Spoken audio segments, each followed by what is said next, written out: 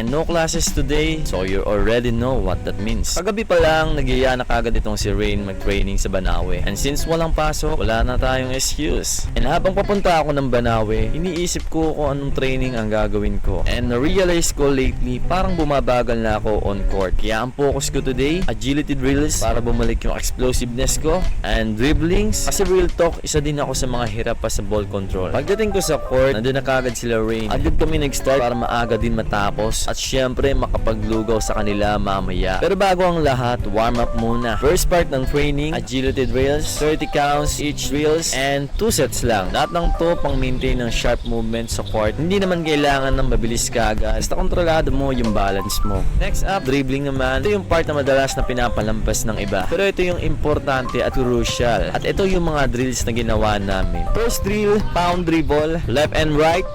Second, in and out, left and right. Third, V dribble, left and right. Fourth, crossover. And fifth, between the legs. And the last one is behind the back.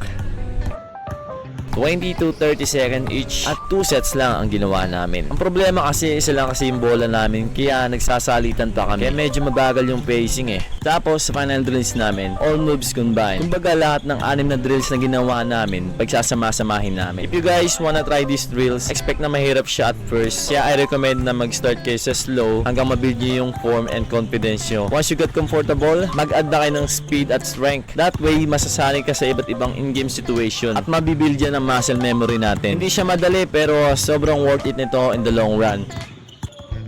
Alright, training done. Agility and dribbling, check. Simpleng drills lang pero ramdam sa braso. Nakakapagod din siya pero satisfying lalo na pag alam mo may progress. Next time, maybe we go for shooting drills naman.